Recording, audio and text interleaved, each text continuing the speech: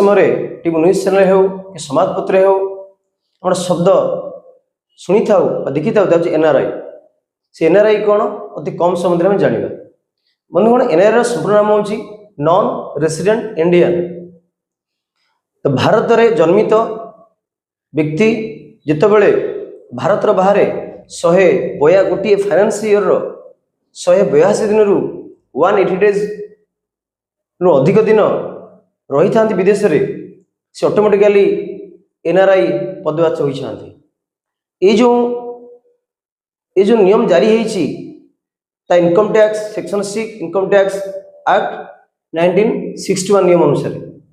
according to minister of external affair report 32 million NRI रोचंती विदेश में